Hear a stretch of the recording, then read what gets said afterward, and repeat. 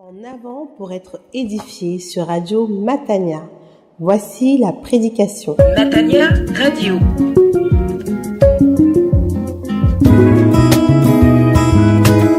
Auditeurs de Radio Matania, je vous salue dans le beau et précieux nom du Seigneur Jésus-Christ. C'est le moment de la prédication, une prédication du pasteur Claude Missini-Bazi qui a pour thème le Dieu suprême et pour texte de référence celui du psaume 92. Il est bon de louer l'Éternel. Vous aurez les différentes raisons pour continuer à louer l'Éternel malgré les problèmes, les difficultés, les circonstances de la vie. Vous aurez également un focus sur le sabbat par la définition du sabbat, le contenu du jour du sabbat. Et vous aurez des outils pour célébrer et louer l'Éternel. Que le Seigneur vous bénisse et vous gratifie durant cette prédication.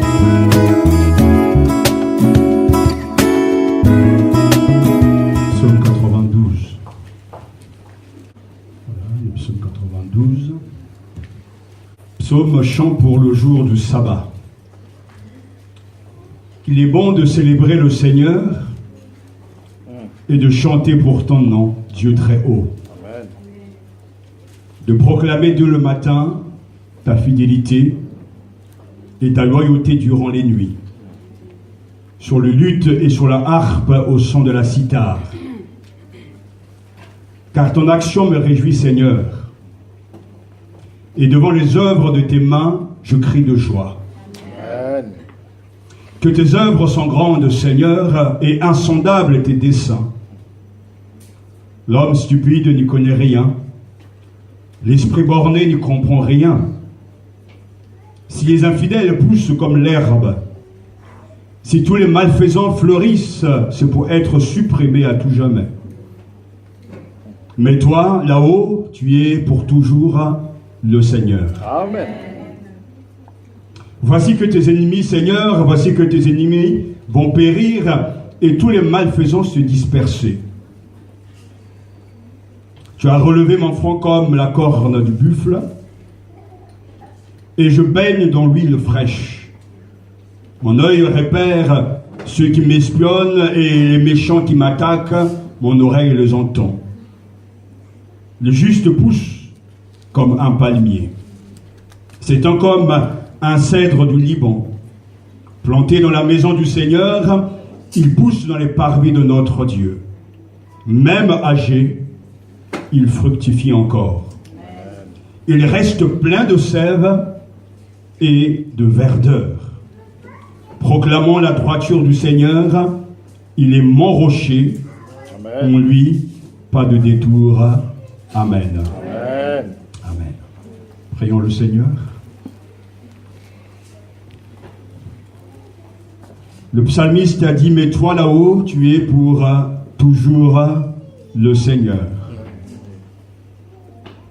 Tu es éternellement sublime. Tu es le très haut pour l'éternité. Et tu es aussi présent parmi nous. Amen. Car tu rencontres les humbles. Et nous nous humilions devant toi parce que nous avons besoin de ta sagesse. Nous avons besoin de ton esprit.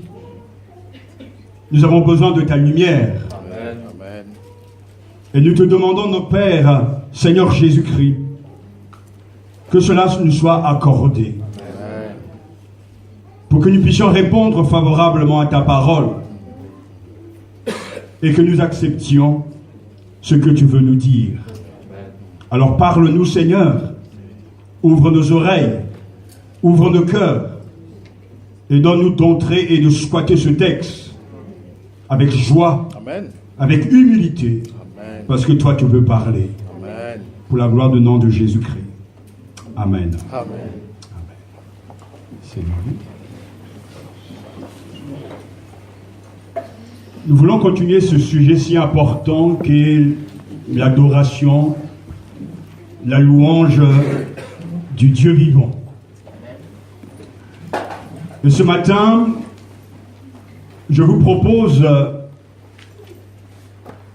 ce principe comme on fait bien de te louer et de t'adorer, Seigneur, comme on fait bien de te louer et de t'adorer, Seigneur. Quelquefois, il est difficile de louer et d'adorer le Seigneur. Lorsqu'on fait face à des situations difficiles, lorsque l'on traverse des moments pénibles, il est quelquefois difficile de louer et d'adorer Dieu. Même si nous savons que la louange et l'adoration plaît au Seigneur, et que cela correspond à ce qu'il attend de nous. Mais quelquefois, il est difficile de louer le Seigneur.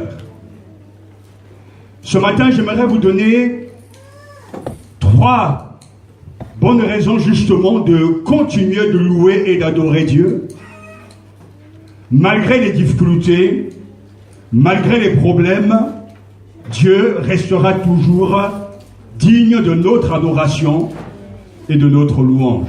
Amen. Il est important que nous replacions ce psaume dans son contexte. D'ailleurs, l'auteur inspiré par le titre qui donne à ce psaume nous dirige. Le verset 1 nous dit « Chant pour le jour du sabbat ». Chant pour le jour du sabbat. Nous savons que dans ce psaume, le juste croyant glorifie le Seigneur, acclame le Seigneur, proclame la grandeur du Seigneur. Et cela est vrai lorsque nous comprenons le sens de ce jour que Dieu lui-même a décidé comme étant son jour, le jour du sabbat où Dieu se reposait de tout ce qu'il avait créé. On ne sait pas si c'est David qui a écrit ce psaume. Mais, comme je vous l'ai dit, ce titre nous oriente dans la manière d'utiliser ce psaume. C'est un psaume qui est lié à la liturgie, c'est-à-dire celle du sabbat. Et le sabbat désigne un chômage effectué dans une intention religieuse. Concernant le sabbat, la Bible dit on travaillera 6 jours. Mais le 7e jour est le sabbat, le jour férié. Il y aura une sainte convocation. Vous ne ferez aucun ouvrage. C'est le sabbat de l'Éternel partout où vous habiterez. Lévitique chapitre 23, verset 3. Le contenu donc de ce chant pour le jour du sabbat est une preuve suffisante. S'il n'en était besoin que dans l'Ancien Testament, le sabbat était non seulement un jour de repos, mais aussi de culte collectif. Le texte que nous venons de lire, Lévitique chapitre 23, verset 3, nous dit c'est une sainte convocation. Et dans l'intention de Dieu, le jour du sabbat devrait être un délice et non pas un fardeau.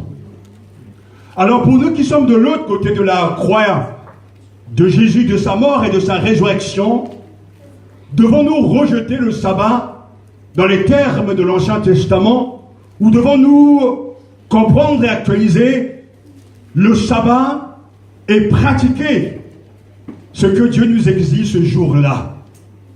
Alors il y a bien de discussions concernant le jour du sabbat.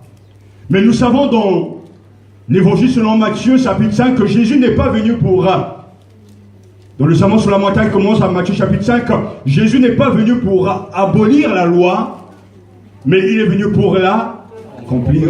Matthieu chapitre 5 et Matthieu chapitre 6 pour avoir tout le contexte. Donc on ne peut pas rejeter ce jour férié.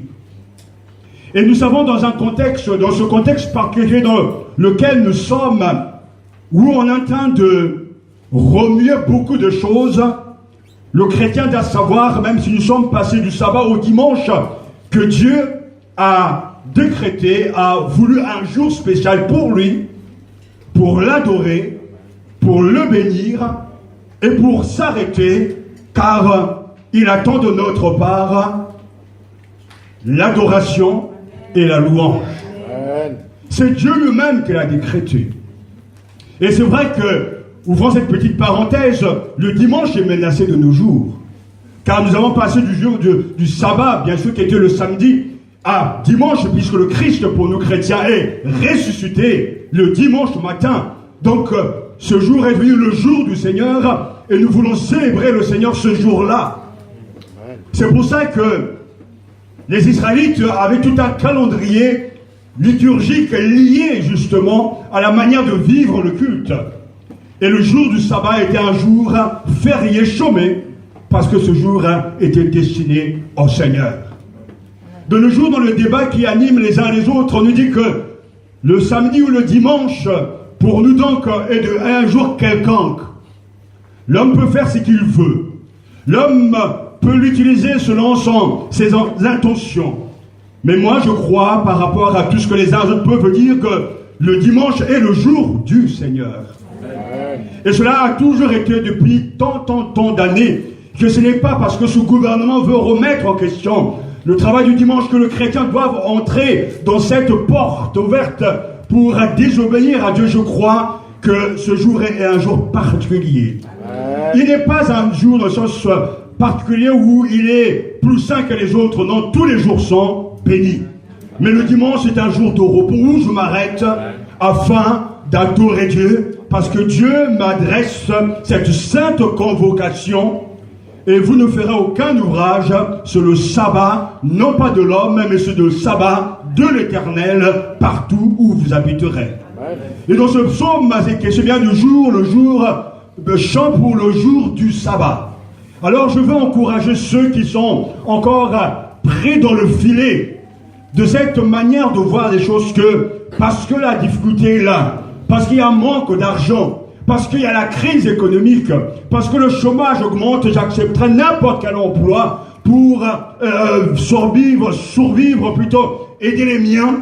Je vous encourage à remettre en question cette manière de penser, car le dimanche est le jour du Seigneur. Je crois que tout chrétien qui veut obéir à Dieu sera béni. Et que s'il veut absolument sanctifier ce jour, à part bien sûr pour ceux qui ont une activité qui touche au bien-être de la nation, au bien-être des autres, car je crois par exemple qu'un médecin qui soigne le dimanche des patients, qui soigne des malades le dimanche, est en train d'adorer Dieu en faisant du bien.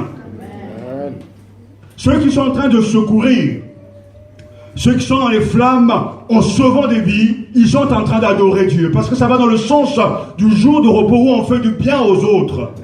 Où on adore le Seigneur. Mais pour ceux qui pensent qu'aujourd'hui on peut tout accepter, et je m'adresse également aux jeunes qui doivent choisir l'orientation, en tout cas de leur vie, qui doivent choisir la filière peut-être universitaire, ne pensez pas un seul instant que dans ce choix, que ce choix ne vous engage à rien. Non, faites un choix réfléchi, un choix juste et divin, parce que Dieu vous veut le jour du dimanche pour l'adorer. C'est le jour du Seigneur, et il vous adresse à chacun, comme à moi, une sainte convocation. J'étais jeune, je suis encore jeune, j'étais étudiant, mais j'ai toujours considéré depuis tout petit que le jour du Seigneur reste le jour du Seigneur. Ce n'est pas le jour où on va se balader ça et là. Ce n'est pas non plus le jour où on va faire la grasse matinée. Parce que certains vont peut-être de fête en fête, de mariage en mariage, ou de veiller parce que c'est devenu maintenant une tradition. Et le dimanche, on est tellement fatigués pour être dans la maison du Seigneur pour l'adorer. Je crois qu'il n'y a rien qui peut et qui doit nous empêcher, le jour du sabbat, le jour du Seigneur, d'être là pour l'adorer, car la raison d'être de ce jour est d'adorer Dieu. Amen. De lui témoigner notre reconnaissance et de le louer de tout notre cœur. Alors, comme j'ai donné tant de témoignages, et surtout ce témoignage particulier de cette femme qui a été capable de défier Dieu, de changer de son boulot, de démissionner de son travail pour servir le Seigneur le jour du dimanche, je crois et je suis profondément convaincu que Dieu ne rejette pas celui qui veut être fidèle. Mais je crois que les gens sont tellement agrippés et ont peur qu'ils n'osent pas prendre au sérieux les paroles de Dieu. En disant cela, je sais très bien que d'autres prédicateurs vous diront le contraire, que l'on peut adorer Dieu le samedi, le vendredi, etc. Et c'est vrai. Et qu'il ne faut pas en faire une tradition. Et c'est vrai, mais le principe que je veux simplement dégager, c'est que si toute la semaine, tu es tellement pris dans tes activités, quel jour donnes-tu à Dieu pour t'arrêter et l'adorer? Où tu cesses toute activité parce que c'est un jour férié où tu es là concentré sur Dieu. Mais aujourd'hui, on sait bien que ça ne se passe pas comme ça, car même le jour du Seigneur, on l'utilise pour visiter les gens, on l'utilise pour tout un tas de choses, regarder peut-être les films qu'on n'a pas regardés en semaine, etc. C'est devenu carrément un jour comme tout autre. Mais attention, frères et sœurs, le jour du Seigneur restera le jour du Seigneur. On travaillera 6 jours. Et non pas ce que Macron dit, mais le 7e jour est le sabbat, le jour férié, il y aura une sainte convocation. Que faites-vous de ce jour? Quel est le contenu de ce jour? Le contenu de ce jour, c'est une proclamation.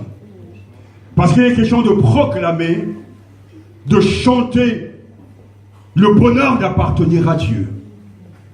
C'est un jour où nous contemplons avec joie les œuvres du Seigneur. C'est un jour où nous nous arrêtons, nous sommes heureux de nous réjouir des actions de Dieu. C'est un jour où nous sommes plongés dans les attributs de Dieu, lui qui est fidèle et lui qui est bon.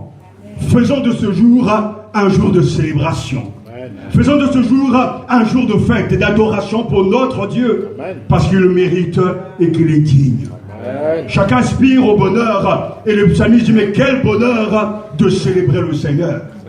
Et c'est vrai que chacun a sa définition du bonheur, et le bonheur, nous l'avons en quelque sorte, dans le sens que le monde évolue, la médecine évolue, etc.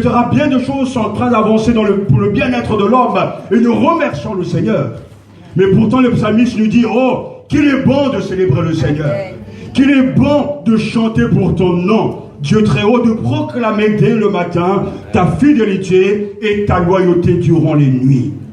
Lorsque nous discernons l'œuvre du Seigneur, cela nous conduit à reconnaître et à chanter sa transcendance. Il est très élevé. Lorsque nous ne discernons pas l'œuvre de Dieu, nous serons toujours ingrats. Nous serons toujours dans le processus d'aller dans le sens de l'homme. Mais celui qui discerne l'action de Dieu, celui qui reconnaît les actions de Dieu, celui qui reconnaît la main de Dieu dans sa vie, sera quelqu'un de reconnaissant, sera un adorateur, parce que tout ce que nous sommes et tout ce que nous avons est le produit de l'action de Dieu lui-même. Et c'est pour nous encourager dans l'adoration et la louange que le psalmiste nous partage sa joie de vivre. Il a apprécié ce qu'est adorer Dieu signifie. Là où Dieu occupe le centre de tout, l'adoration coule de source. Lorsque l'esprit d'adoration fait défaut, il est à craindre que Dieu a été détrôné et écarté. Et le psalmiste nous enseigne que la juste manière d'observer le sabbat n'est pas dans des activités ça et là, mais dans la célébration du nom divin. Alors, il nous interpelle ce matin. Comment fait bien de te louer, de t'adorer, Seigneur? À cause de ce que tu es, de qui tu es et de ce que tu as fait. C'est la première raison de notre adoration, le premier motif d'adorer Dieu, de le louer, parce que Dieu est unique. Et ce qu'il fait est remarquable. Comme on fait bien de te louer, de t'adorer, Seigneur, à cause de qui tu es et de ce que tu as fait. Qu'il est bon de célébrer le Seigneur, dira-t-il, et de chanter pour ton nom, Dieu très haut, de proclamer dès le matin ta fidélité et ta loyauté durant les nuits sur le luth et sur la harpe au son de la cithare. Il est évidemment juste de remercier Dieu et de chanter ses louanges. Mais le psalmiste va beaucoup plus loin en affirmant qu'il est bon de le faire. Alléluia! Qu'il est bon de chanter notre Dieu. Qu'il est agréable de bien le louer, nous dit le psaume 147, verset 1. Alléluia! Qu'il est bon de chanter notre Dieu. qu'il est agréable de le bien le louer. Il est bon de faire une célébration pour le Seigneur, de psalmodier pour ton nom très haut. Cela est bon pour Dieu et cela est bon pour nous également. Le croyant est heureux de voir les œuvres de Dieu. Nous nous réjouissons des voix de Dieu et nous crions notre bonheur de lui appartenir parce que nous avons compris qui il est. Et on adore Dieu. Et c'est la raison qui nous pousse à l'adorer, à le célébrer. C'est parce qu'il est ce qu'il est et qu'il fait des choses extraordinaires. Amen. Ce psaume respire cette atmosphère d'adoration et d'action de grâce. Il est heureux, il est exaucé, le juste. Et il publie les bienfaits qu'il a obtenus du Seigneur qui est fidèle et juste. Alors il ne peut s'empêcher de célébrer son saint nom. Et le psalmiste nous donne 5 bonnes façons de louer et d'adorer le Seigneur. Nous savons que lorsque nous comprenons qui il est et ce qu'il a fait, il y a une manière de le louer et de l'adorer. Et cette façon de faire, c'est ce qu'il attend de nous. D'abord, qu'il est bon de louer et d'adorer le Seigneur parce qu'il le mérite. Amen. Dieu est Yahvé. Amen. Dans ce psaume, 7 fois le nom de Dieu révélé y revient. Et nous savons que le chiffre 7 est le chiffre de la perfection. Plusieurs fois, le psalmiste cite le nom de Dieu. Et Dieu est le centre de notre adoration. La révélation de son identité, de sa nature, de son nom. Ce nom qui était jadis caché, mais révélé à Moïse, Exode chapitre 3, ce nom signifie présence. Ce nom signifie fidélité. Ce nom signifie compagnonnage. C'est-à-dire, Dieu est fidèle. Dieu est avec nous. Dieu nous accompagne sans cesse. Et Dieu est constamment présent. Et le psalmiste dit qu'il est beau de célébrer le Seigneur Yahvé et de chanter pour ton nom Dieu très haut, de proclamer dès le matin ta fidélité. La bonne façon d'adorer Dieu, c'est de nous plonger dans cet attribut, dans la révélation de son nom. Et il est celui qui s'appelle, selon ce psaume, le très haut, El Elyon. Il est celui qui est élevé au plus haut des cieux. Le verset 9, qui est le centre en fait de ce psaume, nous dit, mais toi là-haut, tu es pour toujours. Mais toi, Seigneur, tu es éternellement sublime. Tandis que toi, Seigneur, tu es le très haut pour l'éternité. Et le verset 2, donc, nous dit qu'il est bon de célébrer le Seigneur et de chanter pour ton nom, Dieu très haut. Dieu doit être adoré parce qu'il mérite l'adoration. Sa révélation, sa nature doit susciter notre adoration. Il n'est pas comme nous. Mais ce nom El Elyon qu'il a révélé à Abraham et Melchizedek, il faudra lire le texte dans Genèse chapitre 14, etc. Mais ce nom a un sens pour nous. Parce que ce nom signifie le plus haut, le plus élevé. C'est un nom composé, El, Dieu, et Elon, celui qui est haut. Et c'est pour ça que dans d'autres traductions, on a le Dieu très haut, mais aussi le Dieu suprême. Le Dieu très haut. Le très haut. Et Chouraki, j'aime bien la traduction de Chouraki, le suprême. Le très haut, alléluia. Dieu n'est pas à notre hauteur, il est le plus haut.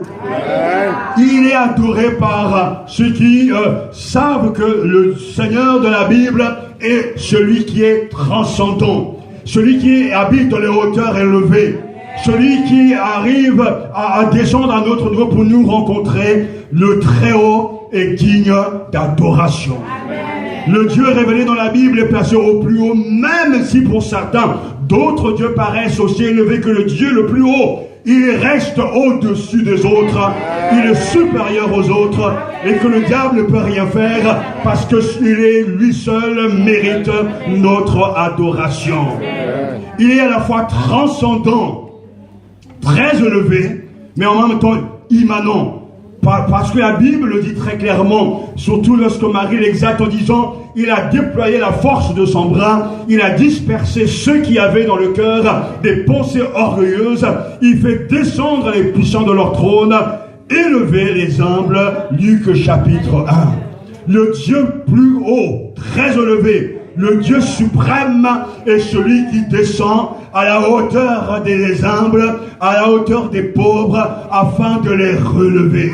Car ainsi parle celui qui est haut et élevé, qui demeure en perpétuité, et dont le nom est saint, haut placé et saint je demeure, tout en étant avec celui qui est broyé, et qui en son esprit se sent rabaissé, pour rendre vie à l'esprit des gens rabaissés, pour rendre vie au cœur des gens broyés. Ésaïe chapitre 57 verset 15. Quel Dieu remarquable. C'est pour cela qu'il mérite notre adoration. Il est haut, supérieur, mais en même temps il est accessible. Et c'est lui notre repos, c'est lui notre forteresse, c'est lui notre sécurité, comme le dira le psalmiste dans le psaume 91 verset 1 à 4. Celui qui habite sous l'abri du Très-Haut repose à l'ombre du Tout-Puissant. Tu te réfugieras sous ses ailes, alléluia, parce que Dieu est notre sécurité. Et c'est pour ça qu'il mérite notre adoration. Dieu protège ses enfants. Frères et sœurs, ce matin, si je suis là, c'est parce que Dieu m'a protégé. À maintes reprises, je connais des difficultés, bien des accidents. Hier encore, alors que je faisais mon petit sport, j'ai failli être écrasé par 2 voitures. Au point même que les patients disent, mais qu'est-ce qui a animé ce chauffeur? Et ça a commencé au moment où je me suis arrêté dans mon esprit, j'ai commencé à adorer Dieu. Tout d'un coup, la voiture a été complètement sous l'impulsion d'une certaine, le conducteur était sous l'impulsion comme d'une certaine folie. Il avançait à toute vitesse et par la grâce de Dieu, je me suis arrêté, mais j'ai failli passer, j'ai dit gloire à toi parce que à chaque fois que j'aborde un thème tellement important, les forces du mal sont à l'œuvre. Satan ne veut pas que l'on adore Dieu. Mais béni soit l'Éternel, le Très-Haut, car il sait protéger ses enfants. Celui qui habite sous l'abri du Très-Haut repose à l'ombre du Tout-Puissant. Alors même si dans la nuit des gens viennent vous chercher, soi-disant parce qu'ils ont pris l'alliance spirituelle, mais celui qui habite sous l'abri du Très-Haut repose à l'ombre du Tout-Puissant. Dieu protège les siens et il ne permettra pas que vous soyez touchés, atteints. S'il le permet, c'est parce qu'il a un objectif. Mais Dieu est votre sécurité. Dieu est notre assurance. Il est le Très-Haut et il nous propose cette assurance vie. Car c'est toi, Seigneur, le Très-Haut sur toute la terre, dominant du haut tous les dieux. Psaume 97 verset 9. Qu'ils sachent que tu portes le nom de Seigneur, toi seul le Très-Haut sur toute la terre. Psaume 83 verset 18 et le psaume 7 verset 10 à 11 et 17. Mon bouclier est près de Dieu, le sauveur des cœurs droits. Dieu est le juste juge, un Dieu menaçant chaque jour. Je rendrai grâce au Seigneur pour sa justice et je chanterai le nom du Seigneur le Très-Haut.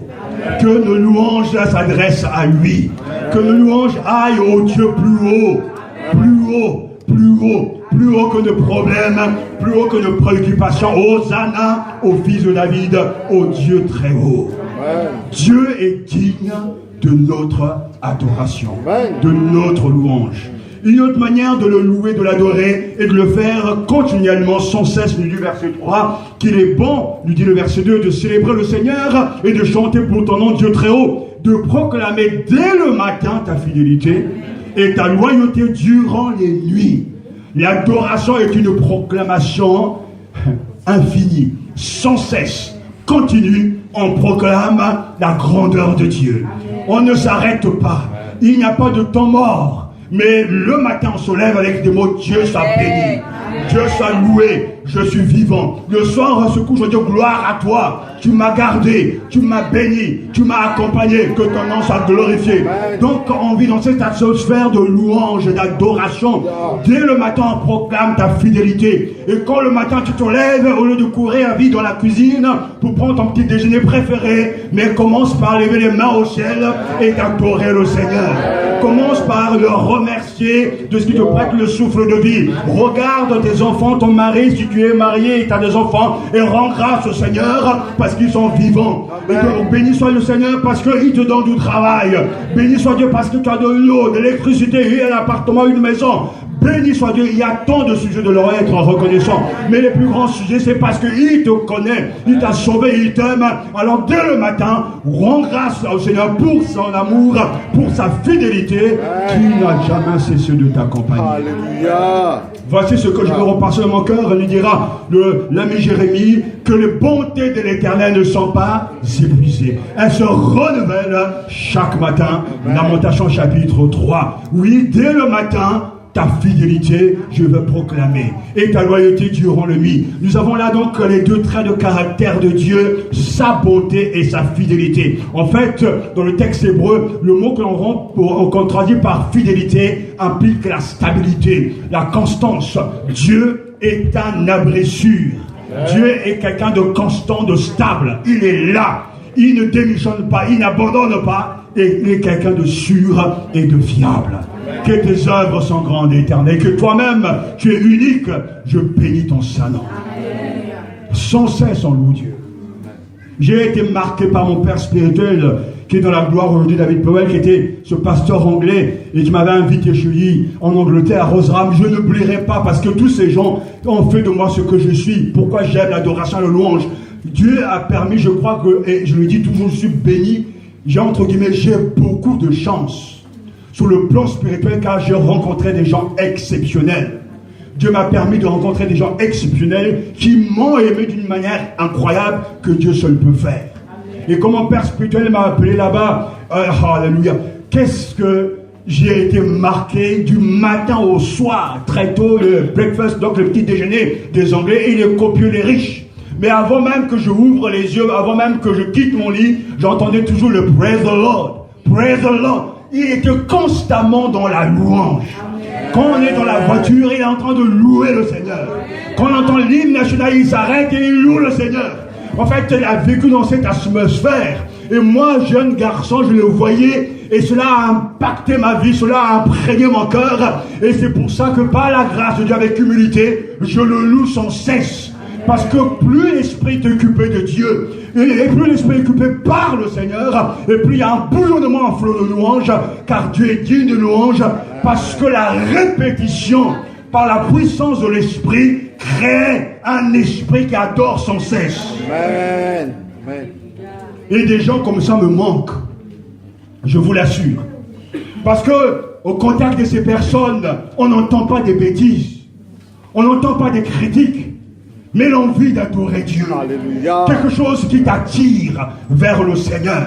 Et je lui rends grâce au Seigneur jusqu'à la fin de ma vie par sa grâce. Je le remercierai d'avoir eu de tels pères spirituels.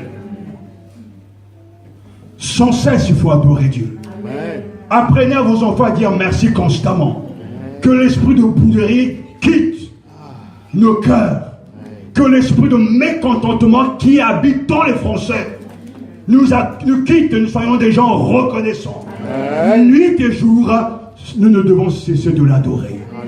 Alléluia. Est-ce que tu veux le faire? Oui. Alléluia. Qu'il est bon de louer, d'adorer le Seigneur pour sa fidélité et sa loyauté. C'est notre façon de le faire. Et nous savons qu'on ne loue pas Dieu, on n'adore pas Dieu dans le vide. Celui qui loue, qui adore Dieu, a toujours des raisons de le faire.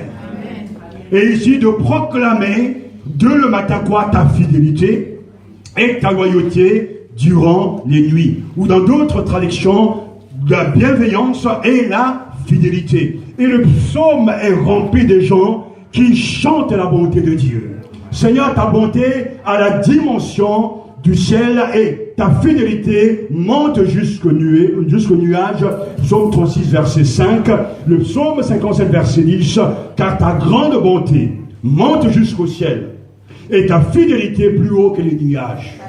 Amen. Vous entendez là? Car ta grande bonté monte jusqu'au ciel et ta fidélité plus haut que les nuages. Amen. Et le psaume 89, verset 1, je veux chanter toujours tes bontés, Seigneur. Pour toutes les générations à venir, je veux proclamer ta fidélité. Ça, c'est la bonne manière de louer Dieu, de venir, Seigneur, je te bénis. Alors, si tu traverses ce moment difficile, laisse-moi t'expliquer ce que tu dois faire. Tu dois dire, Dieu, tu es grand. Dieu, tu es bon. Je te remercie parce que tu vas me libérer de cette situation. Tu vas m'aider. Si tu commences par dire, Seigneur, libère-moi, ça, ce n'est pas la louange, ce n'est pas l'adoration. L'adoration, c'est d'abord la proclamation des attributs de Dieu. Tu dis, Dieu, tu es grand, tu es le plus haut, et je sais que tu vas m'aider dans cette situation. Ça, c'est l'adoration. Parce que celui qui adore ne rejette pas son humanité, mais il reconnaît d'abord la grandeur de Dieu. Et ensuite, Dieu descend dans son humanité pour l'aider. Tu es plus haut, tu es le supérieur à mes problèmes, ça c'est l'adoration. Tu es rempli d'amour et de compassion, ça c'est l'adoration. Tu es fidèle, ça c'est l'adoration. C'est pour ça que la formule est simple, tu es. Et parce que tu es, tu feras aussi à cause de ce que tu es. Alléluia. Il faut enrichir sa louange, son adoration des bienfaits de Dieu, des attributs de Dieu. Une autre façon de le louer, qu'il est bon de louer, d'adorer le Seigneur musicalement avec des instruments et des voix. Voyez le verset 4. D'abord la fin du verset 3. Et de chanter pour ton nom, Dieu très haut, sur le luth et sur la harpe au son de la cithare. Je crois que tous les vrais adorateurs sont des poètes. Ceux qui aiment adorer ont l'âme d'un poète. Parce que c'est ce que le psaume 45, que j'aime beaucoup, verset 2, nous dit, mais mon cœur bouillonne de belles paroles. Je dis que mes œuvres sont pour le roi, que ma langue soit comme la plume d'un habile écrivain. Donc c'est merveilleux, c'est le poète chrétien qui, sa bouche est remplie d'une douce mélodie. À l'honneur du Seigneur, et bien c'est pour ça que la Bible dit, et de chanter pour ton nom, Dieu très haut. Écoutez-moi bien parce que c'est très important. Le psalmiste ne s'intéresse pas à la musique en tant que telle, ni même à l'influence qu'elle exerce sur ses émotions. Aussi bienfaisante soit-elle, pas du tout. Le texte dit est de chanter pour ton nom. Une chose domine sa pensée, que sa louange s'adresse à l'Éternel. Et que sa musique célèbre le nom du Très-Haut. Donc, oui à la musique, mais la bonne musique pour le Seigneur. C'est toute la différence entre le fait d'aller au culte et d'aller au culte pour adorer le Seigneur. Parce que quand on va au culte, on fait attention à l'ambiance. Il y a des gens qui aiment la musique, mais ce ne sont pas des vrais adorateurs. Ils aiment la musique parce que il y a bien sûr les émotions, il y a tout ce que cela implique, mais ce n'est pas de cette manière qu'il faut chanter. Il faut chanter pour le Seigneur.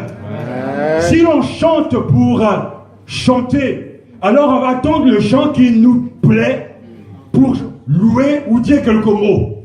Mais quand on chante pour le Seigneur, on n'est pas là esclave de nos sentiments ou de l'émotion, mais parce qu'on a compris que Dieu est Dieu et que le chant est pour le Seigneur, que l'on chante de tout son cœur, que en fait on travaille ses voix et qu'on a des belles voix avec des trémolos. C'est-à-dire que tout est fait pour la gloire de Dieu. On se donne à fond.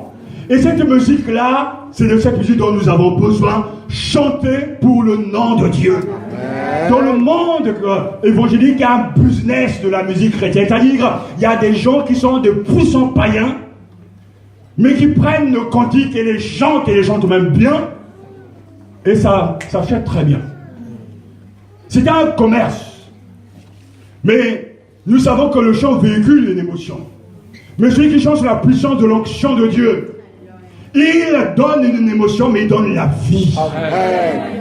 Et dans le temps de louange et d'adoration, parce que c'est le jour du sabbat, le jour où la communauté se rassemble pour louer le Seigneur, nous devons chanter de tout notre cœur pour le Seigneur. Amen. Cela implique même pour les responsables de louange de bien choisir les chants, d'avoir l'inspiration du Saint-Esprit pour que les chants soient adaptés, viennent de Dieu pour nous pousser à aller vers Dieu. Parce que cette louange va toucher le Seigneur, car elle est le fruit de l'expression de notre amour pour lui, car le fondement même de l'adoration, c'est notre cœur qui est touché par Dieu et qui restitue à Dieu tout le bien que Dieu a pu lui faire. C'est pour ça, comme je vous l'ai dit, que l'esprit d'adoration vient de Dieu.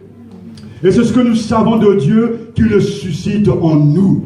Il dit, il est beau de louer l'Éternel et de célébrer ton nom, ô Dieu très haut. Il n'adore pas seulement par devoir, mais parce qu'il est rempli de joie. C'est les œuvres de Dieu lui donnent cette grande joie. Et c'est pour ça, comme je l'ai dit, il devient à la fois poète, choriste, compositeur, musicien, théologien. Il chante, il compose une mélodie, il exulte d'allégresse. Alléluia. Chanter est la racine du mot hébreu qui signifie psaume. Elle signifie jouer d'un instrument ou chanter avec un accompagnement. Alors, bien sûr que peut-être ce matin, on le voit bien, on n'a pas la sitar. Mais nous avons d'autres instruments. Parce qu'il y a ces églises où on dit pas d'instrument pendant la louange, pas d'instrument pendant l'adoration. On chante a cappella. Mais le psalmiste nous dit que accompagné d'instruments accompagné donc sur le luth et sur la harpe au son de la sitar. Donc il y avait la beauté du son. Il y a quelque chose de remarquable parce que tout va dans ce sens où on le fait pour la gloire de Dieu. Toute cette musique est pour la gloire de Dieu. La louange doit être accompagnée des instruments. Le son doit être bon. Parce que notre but est de glorifier Dieu. Et c'est vrai que dans ce domaine, je pourrais en parler même fin d'études, mais la musique a quitté nos églises pour devenir une musique païenne. Laissez-moi vous dire que Satan n'a pas créé la musique. C'est Dieu. Amen.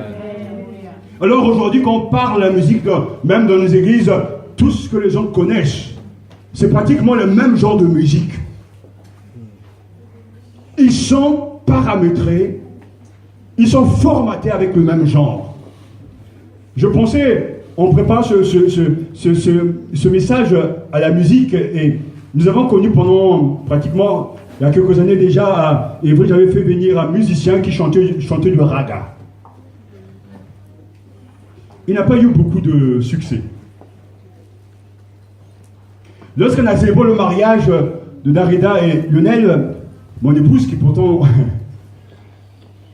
au niveau du chant, c'est pas toujours ça, a passé des heures, mais je dis bien des heures, des semaines à écouter plusieurs chants, plusieurs cantiques pour sélectionner quelques chants en vue du mariage.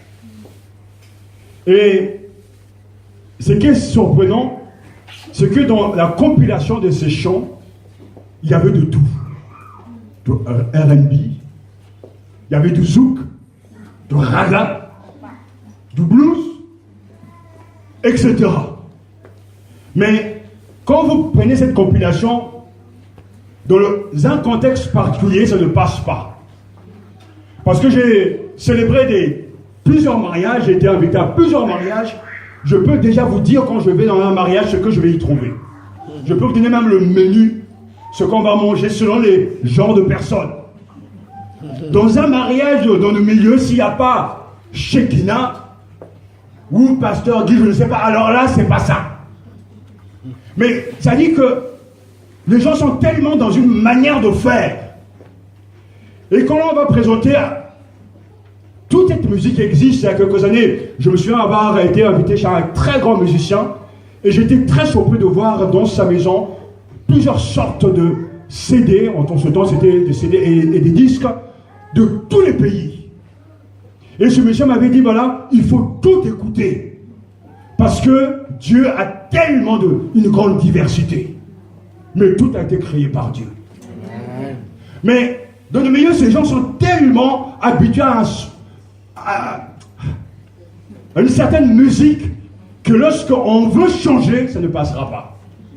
Alors on a eu des réactions même de mon ami Michel, ah c'est très moderne, c'est etc. On n'est pas habitué, ou etc. Mais en réalité, pour celui qui connaît le son, qui connaît la musique, parce qu'il n'entend pas simplement pour entendre, mais il va dire c'est varié, c'est riche. Alors c'est sûr et certain que certains ne vont pas aimer. Mais je crois qu'il faut faire l'éducation même dans l'église concernant la musique.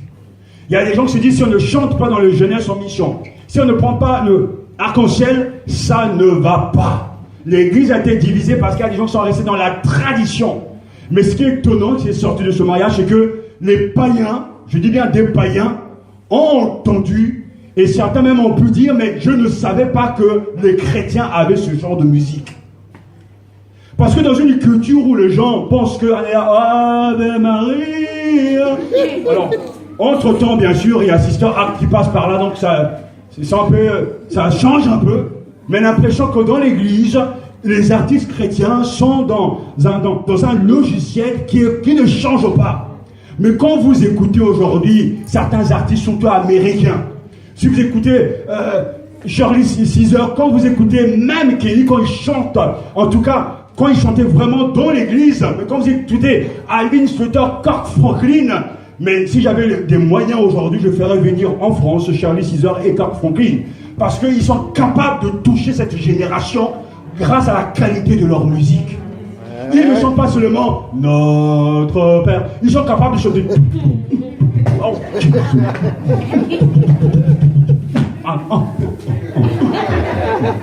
Alors peut-être pour nous, on sera complètement décoiffés, dit mais ça c'est quoi? Mais le raga, le blues, c'est pas Satan qui l'a arrangé. Vous savez pourquoi on a un problème avec ça? Parce que quand on va écouter des reggae-man, tout ça, des gens qui font du reggae dans le monde, on dit ouais, mais dans l'église on fait pas du reggae. Mais c'est pas Bob Marley qui a inventé le reggae, c'est Dieu. Alors du coup on a l'impression que c'est une musique souillée.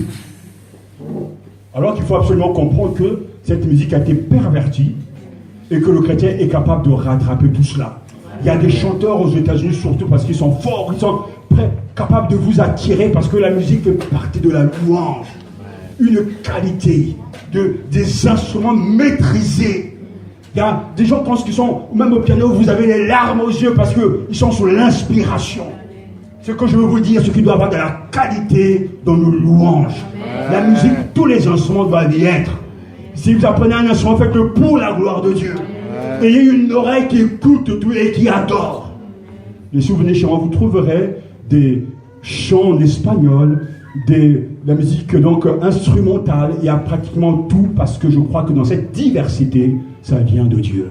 Parce que nous croyons que ce n'est pas Satan qui a inventé la musique, c'est Dieu. C'est un don céleste. Il est beau de louer le Seigneur. Il est beau de le faire avec tous les instruments.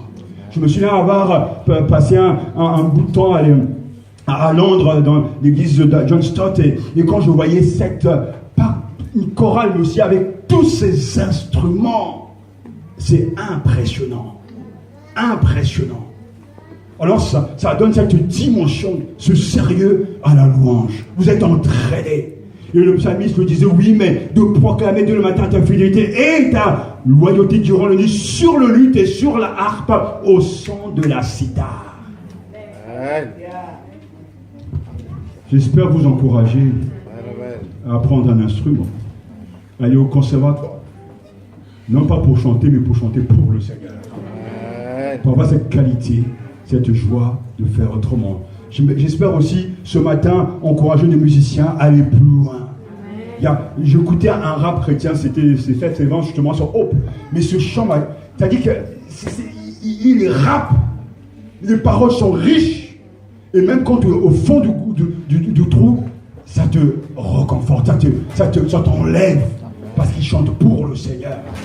Vous savez, j'ai passé par moi il y a quelques années, c'était un rappeur chrétien français qui m'a tellement encouragé. Je ne le connais pas, mais quand il rappait pour Dieu, j'ai entendu et ses paroles m'ont reconforté. Je crois que la musique vient de Dieu. Qu'il est beau de louer et d'adorer le Seigneur à cause justement de tout ce qu'il nous a donné avec des instruments. Et ensuite, qu'il est bon de louer et d'adorer le Seigneur à cause de ses grandes œuvres en notre faveur, nous dit le verset 5. Car ton action me réjouit, Seigneur. Et devant les œuvres de tes mains, je fais quoi? Je crie de joie. Alléluia. Il saute, il crie de joie. Et ça, c'est la véritable adoration. Car ton action me réjouit. Seigneur, et devant tes œuvres, devant les œuvres de tes mains, je crie de joie. C'est de cette manière qu'il faut adorer Dieu. C'est un cri de joie. Car ton action me réjouit. Les grandes œuvres de Dieu incluent bien sûr la création, le salut et la providence. Et nous devons nous réjouir de tout ce que Dieu a créé. Il a créé le ciel et la terre. Il a créé les aliments. Il a créé les légumes. Il a créé le poulet. Il a créé les saucisses. Dieu a tout créé. Et nous devons être heureux devant ces grandes œuvres, dire Alléluia. Ah, mais dis quand tu vas manger ton poulet peut-être, Alléluia. Et quand tu vas prendre tes merguez préférées, Alléluia. Ou bien quand tu vas prendre quelques tomates, Alléluia. Dieu a créé toutes choses. Ces grandes œuvres incluent la création, mais aussi le salut. Je te loue, je t'adore, comme nous l'avons vu dimanche passé, parce que oui, l'agneau est digne d'ouvrir le livre de vie et d'en rompre le sceau, car il a racheté pour Dieu. Alors gloire à son saint nom. Ces grandes œuvres sont l'expression de sa pensée profonde. Oui, que tes œuvres sont grandes, Seigneur, et insondables tes desseins. Insondables tes desseins. Mes voix ne sont pas vos voix et vos pensées ne sont pas mes pensées. Mes chemins ne sont pas vos chemins, dit le Seigneur. C'est que les cieux sont hauts par rapport à la terre, ainsi mes chemins sont hauts par rapport à vos chemins, et mes pensées par rapport à vos pensées. Ésaïe chapitre 55. Qu'est-ce qui doit nous réjouir? Qu'est-ce qui te réjouit ce matin? Est-ce que d'abord tu es joyeux? Il y a des gens qui sont de nature joyeux. D'autres, ce sont des boudeurs, des capricieux, des gens mélancoliques. Certains même ont le don de la tristesse. Ils sont toujours tristes. Ils sont nés tristes, ils vivent tristement, ils vont mourir tristement. C'est quelque chose... J'ai rencontré des gens comme ça, ils sont toujours tristes. On avait une voisine, en tout cas, elle a beau faire ce qu'il fallait pour la faire sourire, elle était toujours là. Comme Moto, vraiment. Mais ça, c'est quoi ça? Ça dit que tu peux faire des mimes, des blagues, il est là. Elle était là, toujours là. Du coup, quand elle était petit comme ça, elle avait peur, elle dit, mais celle-là, elle doit manger les gens. Alors que peut-être qu'elle se protégeait, mais tout de suite, quelqu'un de triste, il ne vous donne pas envie de le fréquenter, quoi. C'est quelqu'un qui casse l'ambiance. Qui pollue l'ambiance, quoi. Il est toujours triste, mais tu souris un peu. Le matin, il se lève. Il va prendre le petit déjeuner. Il prend le train, le métro, là. Là, attends du thé. Arrive au travail, s'assoit là. T'as bien dormi? Oui. T'es prêt pour la journée? Oui. Des gens comme ça, franchement, on ne veut pas les fréquenter, quoi. Ils ne sont jamais joyeux, quoi. C'est bizarre, ça, quand même. Mais pourtant, tous les êtres humains doivent avoir des sujets de se réjouir. Il y a quand même la vie, et c'est vrai, est chargée de malheur, mais aussi de plusieurs formes de bonheur. Mais nous ne sommes pas dans cette séquence-là. Nous nous réjouissons à cause de l'action de Dieu. Ça implique que nous faisons mémoire de ce que Dieu a fait. Nous pensons à la croix. Nous pensons au sacrifice de Jésus. Et nous rendons grâce au Seigneur. Nous pensons à ce que nos noms sont inscrits dans le livre de vie. Alors nous nous réjouissons. Alors que nous sommes dans la lutte, alors que nous sommes dans les difficultés, nous avons des raisons de le louer. Car ton action me réjouit, Seigneur. Tu as délivré ton peuple jadis. Tu m'as délivré moi. Je me réjouis. Et devant les œuvres de tes mains, qu'est-ce que je fais? Je boude? Non, je crie de joie. Les grandes œuvres de Dieu doivent nous rendre joyeux. Nous avons des raisons de nous réjouir. Soyez toujours joyeux. Toujours. Alors c'est vrai qu'il y a des temps de tristesse, mais la Bible dit soyez toujours joyeux. La joie de l'Éternel sera votre force. Seigneur, je me réjouis de tes œuvres. Me réjouis de ce que tu fais dans ma vie. Je me réjouis de ce que tu fais dans la vie de mes frères et sœurs. Un de nos amis, en tout cas, nous a appelé cette semaine, dit « Oh mon frère, Dieu nous a bénis. » Et nous avons été contents tout de suite. Il a dit « Oui, nous allons rendre gloire au Seigneur. » Parce que nous avons prié ensemble et Dieu a exaucé la prière. Il les a bénis matériellement. Alors nous nous sommes réjouis ensemble. Leur joie était notre joie. Parce que c'est là encore l'œuvre de Dieu. Alléluia. Nous avons là donc la bonne raison de louer Dieu, d'adorer Dieu. Pour ce qu'il est, ce qu'il fait. Et de la manière que nous devons le faire. Et dans les versets 7 à 10, comment on fait bien de louer, de t'adorer, Seigneur, parce que tu triompheras des méchants. Amen. Tu triompheras des méchants. L'homme stupide ne connaît rien, l'esprit borné ne comprend rien, nous dit le verset 7. Si les infidèles poussent comme l'herbe, si tous les malfaisants fleurissent, c'est pour être supprimés à tout jamais. Mais toi là-haut, tu es pour toujours le Seigneur. Voici que tes ennemis, Seigneur, voici que tes ennemis vont périr et tous les malfaisants se disperser. Il y a dans ce texte quelque chose de remarquable parce que le juste même de fois peut se poser la question, mais comment se fait-il que le méchant prospère? Comment se fait-il que les problèmes dans nos pays ne s'arrêtent pas? Les dictateurs continuent encore à imposer leurs lois. Les riches partout deviennent encore plus riches. Rien que 50 personnes détiennent 50% des richesses de ce monde. Et il y a de plus en plus de pauvreté. Il y a de plus en plus d'injustice. Il y a de plus en plus de colère. Et on se dit, mais qu'est-ce qui se passe? Je suis juste, mais pourtant l'insensé, le pécheur, prospère. Et moi, je galère. Que fait Dieu dans ma misère? En quoi me sert-il de me sanctifier si Dieu ne me voit pas? Mais laissez-moi vous dire que Dieu a un plan. Parce que même le sol insensé peut prospérer, mais à un moment ou l'autre, il rendra des comptes, il va passer, parce que voici tes ennemis, Seigneur, voici que tes ennemis vont périr et tous les malfaisants se disperser. Dieu parlera à un moment. Les dictateurs passent toujours. Le temps viendra où tout s'arrêtera, où les ennemis de Dieu seront vaincus pour de bon. Mes ennemis seront vaincus parce que les ennemis de Dieu sont vaincus par Dieu et parce que Dieu a vaincu ses ennemis, mes ennemis aussi sont vaincus grâce à celui qui a vaincu pour moi, comme pour tous les chrétiens. Et c'est pour ça que je peux louer le Seigneur, parce que je vois venir le triomphe de Dieu, du lion de la tribu de Juda, le rejetant de David, celui qui porte un manteau de sang à remporter la victoire. C'est là pourquoi, comme on fait bien de te louer, de t'adorer, Seigneur, parce que tu triompheras des méchants. Hitler est passé, Saddam Hussein est passé, tous les dictateurs africains ils vont passer. Ça finira un jour. Parce que le méchant ne gagne pas toujours. Et laissez-moi vous dire qu'ils ont déjà leur récompense. Ils sont riches dans ce monde, mais ils repartiront nus. Et ils comparaîtront devant le tribunal de Christ pour rendre des comptes, parce qu'il ne peut pas en être autrement. Dieu a déjà vaincu ses ennemis. Ces gens sont stupides, là sont la Bible. L'homme stupide n'y connaît rien. L'esprit borné n'y comprend rien. Si les infidèles poussent comme l'herbe, si tous les malfaisants fleurissent, c'est pour être supprimés à tout jamais.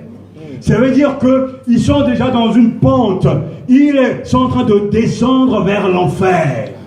En même temps, ils sont en train de s'enrichir.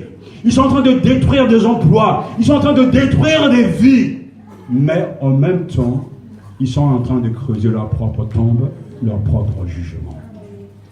Nous devons adorer Dieu même en temps de crise. Parce que Dieu triomphera toujours des méchants. Dans la vie, ça sera toujours ainsi. Vous avez des ennemis, moi aussi. Alors tant que vous n'avez rien fait, laissez Dieu agir. Amen. Parce que tôt ou tard, de toute façon, ils vont payer. Amen. Dieu triomphe toujours de nos ennemis. Le Christ a vaincu de pires ennemis, la mort, le péché et Satan sous la croix. Donc nous avons une assurance, une espérance. Nous voulons adorer Dieu. Nous adorons Dieu parce qu'il en est digne et parce qu'il triomphera toujours des méchants. Notre foi est une sagesse, frères et sœurs. Elle nous invite sans cesse à dépasser les apparences pour aller au fond des choses. Et c'est pour ça que le psalmiste s'écrit: mais toi là-haut, tu es pour toujours le Seigneur. Tu es éternellement sublime. Alors qu'il y a de l'agitation sur la terre, alors qu'il y a des bruits de guerre, mais toi là-haut, tu es sublime. Alors qu'il y a des retards, alors qu'il y a du chômage, alors qu'il y a des bruits de guerre, mais toi là-haut, tu es sublime. Dieu maîtrise tout. Il conduit l'histoire. Et j'ai bien aimé ce que notre sœur a dit tout à l'heure dans la louange. Dieu s'occupe même des problèmes géopolitiques. Il est le maître des nations. Il a son temps et son heure. Vos présidents, nos présidents rendront des comptes. Obama rendra des comptes. Hollande rendra des comptes. Merkel, Sassou rendront, tout le monde rendra des comptes. Mais adorez Dieu en temps de crise. Mais je crois que ce temps de crise est un temps pour que l'Église retourne à son Dieu et arrive à dire: mais toi là où tu es pour toujours le Seigneur. Tu es le Très-Haut pour l'éternité. Alléluia. Et enfin, j'aimerais finir avec les versets 11 à 16. Comme on fait bien de te louer, de t'adorer, Seigneur, parce que tu es la cause de la bénédiction du juste. Dieu est digne d'être loué, adoré, parce que c'est lui qui est la source de nos bénédictions. Il est la cause. Tu as relevé mon front comme la corne du buffle. Et je baigne dans l'huile fraîche. Mes regards s'arrêtent sur mes détracteurs et mes oreilles entendent ceux qui se dressent méchamment contre moi. Le juste, vous entendez, pousse comme un palmier. C'est comme un cèdre du Liban, planté dans la maison du Seigneur. Il pousse dans les parvis de notre Dieu. Même âgé, il fructifie encore. Il reste plein de sève et de verdeur. Dieu bénit le juste. Amen. Et que fait-il? Il le fait de 4 manières. Dieu lui accorde d'abord la force et le rafraîchissement. Il dit le verset 11. Tu élèves ma force comme celle du Buffle. buffle. Qui a déjà vu un buffle? C'est fort. Les cornes du buffle.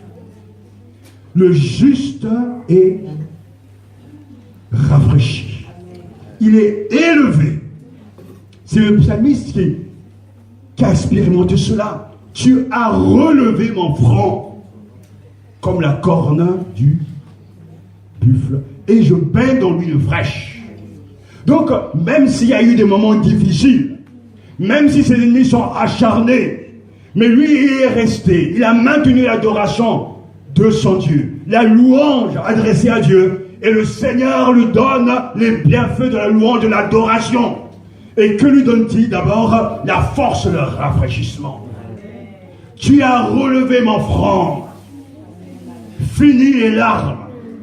Fini justement les courbatures spirituelles. Mais tu as relevé mon front. Et tu m'as donné la force du buffle. Alléluia. Amen. C'est pour ça que à la fin de sa vie, à 120 ans, la Bible nous dit que Moïse a été fort, sa vigueur ne l'avait pas quitté. Il avait tellement marché avec Dieu qu'à la fin de sa vie, il était plein de vie, de vigueur, parce que tu lui avais donné la force de tenir devant tant de difficultés, et il avait rafraîchi sa vie, et je baigne dans l'huile fraîche. La deuxième bénédiction que Dieu lui accorde, c'est la victoire sur ses ennemis. Il dit, mais mes regards s'arrêtent sur mes détracteurs. Lorsqu'on peut regarder ses détracteurs, c'est une victoire. Amen. On ne pleure plus, on ne fuit plus, mais il dit, mais c'est eux qui blaguent avec moi, c'est eux. Mais vous n'êtes rien. Je vous regarde, yeux dans les yeux. Vous ne m'avez pas eu. Vous avez combiné, vous avez mis en place des pièges, mais Dieu m'a délivré. Il m'a secouru, je me regarde dans les yeux, droit dans les yeux. Vous n'êtes rien. Et mes oreilles entendent ceux qui se dressent méchamment contre moi. Mais cela, c'est quelque chose. Vous savez, rapidement, une petite parenthèse, frères et sœurs. Il y a des moments dans la vie où vous pouvez passer par des moments tellement difficiles, mais quand Dieu travaille dans votre cœur, et il le fait, ou même la méchanceté des gens ne vous touche plus. C'est pas que vous avez démissionné, c'est pas que vous êtes dans le sans-foutisme. Les gens peuvent parler, les gens peuvent faire des choses obscures, mais vous n'êtes plus du tout dedans. Il y a eu une époque où, quand on parlait mal, peut-être de moi, on disait ceci, ça peut me faire mal, ça peut te peiner, même te faire pleurer. Mais par la grâce de Dieu, le Saint-Esprit est passé par là, m'a dit, regarde différemment. Et ce regard a changé. J'éprouve beaucoup de pitié pour des gens, parce qu'ils ne savent pas ce qu'ils le font. Mais je n'aurais jamais arrivé à ce stade s'il n'y avait pas une action de Dieu dans le cœur. C'est-à-dire, à un moment donné où tes yeux sont remplis de pitié, mais il fait tout ça, mais Seigneur, aie pitié de lui, au point même que vous priez pour mes ennemis. Je prie pour mes ennemis, bénis-les, Seigneur, fais-leur du bien à ces gens-là. Mais cela n'est possible que lorsque Dieu travaille dans ton cœur. Amen. Et cette œuvre, cette action, Dieu l'a toujours fait dans le cœur des saints. Toujours. C'est pour ça que Dieu nous accorde la victoire sur nos ennemis. Et il nous donne la stabilité, la croissance. Il y a beaucoup de fruits comme nous lisons dans les versets 13 à 15. Le juste pousse comme un palmier, s'étend comme le cèdre du Liban. Planté où? Dans la maison du Seigneur. Il pousse dans les parvis de notre Dieu. Même âgé, il fructifie encore. Il reste plein de sève et de verdeur. Gras et verts, ils sont pleins de sève et verdoyants. Dieu accorde la stabilité au juste. Il accorde la croissance. Il accorde le fruit spirituel. Même âgé, il fructifie encore. Mais vous savez pourquoi? Mais parce que Dieu l'a planté dans sa maison. Il adore Dieu. Il loue Dieu. Et il est planté dans la maison du Seigneur. Et on peut comprendre ce que Jésus dit. Mais le zèle de ta maison me dévore. Il aimait la maison de son Père. Et ça aussi, c'est l'œuvre de Dieu. Ça, c'est la bénédiction qui découle d'une marche avec Dieu, d'une louange, d'une adoration continue. Dieu te plante là, dans sa maison. Le juste pousse comme un palmier. Il est comme le cèdre de Liban. Vous savez, le cèdre, on dit qu'il a une durée de vie de 1000 ans. Donc le juste reçoit ses qualités comme le cèdre du Liban. C'est quelqu'un de stable. Quelqu'un de planté là et ça ne bouge pas. J'aime beaucoup cette image. Parce que c'est le croyant sur qui l'on peut compter. Le croyant que même en temps de sécheresse, il reste là. Il attend son heure et le moment viendra où il va produire beaucoup de fruits. Parce qu'il ne peut pas en être autrement, parce que ses racines, ses dieux sont en Dieu dans la maison de l'Éternel. Alors vous verrez ce chrétien, pour lui venir à l'église, venir à la communauté, c'est une joie. Rien ne pourra lui enlever ce bonheur. Parce que dans sa vie, même à la fin de sa vie, que Dieu nous préserve qu'il en soit ainsi, même à la fin de sa vie, il porte toujours de fruits. Même âgé, il fructifie encore. Et un jour viendra, on sera comme ça. Et on, Alléluia. Et on dira, oui, même là, il fructifie encore. Sa vie nous montre que Dieu a été fidèle. Sa vie témoigne que Dieu est sûr.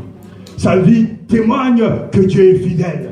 Parce qu'à la fin de sa vie, qu'est-ce qui va se passer? Mais c'est la même chose. C'est le même verbe qu'on a eu au verset 2. Il va proclamer quoi? Ou qui? La droiture du Seigneur. Il va proclamer, il va louer Dieu. Donc du début jusqu'à la fin de sa vie, il n'y a que de l'adoration. Toujours de l'adoration. Que Dieu nous garde. Que jusqu'à la fin, nous soyons stables. Amen. Dieu est la cause de notre floraison. C'est lui qui nous fait progresser. C'est lui qui nous fait pousser. Et il y a beaucoup de jeux de mots ici en hébreu parce que, en fait, on devient vert, c'est frais, c'est du frais. Verdoyant. La couleur qui doit nous animer, c'est le vert.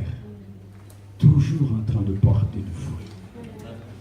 Et à la fin, pour annoncer la droiture du Seigneur, il est mon rocher, en lui pas de détour, pour annoncer que Yahvé est droit, qu'il est mon rocher, en lui point d'injustice. Frères et sœurs chers amis, nous avons là des raisons de louer Dieu. Il est bon de le faire. Parce que Dieu est Dieu. Ses œuvres méritent notre adoration. Sa personne, son charme, nous pousse à l'adorer. Ses actions, le triomphe sur nos ennemis nous poussent à l'adorer. La bénédiction qu'il va nous accorder, qu'il nous accorde déjà, nous doivent nous pousser à l'adorer. Quand vous serez chez vous, vous relirez donc ce psaume avec vos propres notes, vous vous rendez compte que partout il est question de proclamer, de chanter, de louer, de se réjouir de son action, de voir combien les œuvres de Dieu sont insondables, combien tes œuvres sont grandes, Seigneur. Mais toi là-haut, tu es pour toujours le Seigneur. Si vous arrivez à ce simple sentiment et ce cri, cette proclamation, mais toi, Seigneur, tu es éternellement sublime, alors vous êtes là même au cœur du sujet. Ça veut dire que vous avez bien squatté le psaume, parce que Dieu est unique. Il est incomparable. Alléluia. Adorons le Seigneur quelques instants. À toi la gloire, ô ressuscité. À toi la victoire pour l'éternité. Brillant de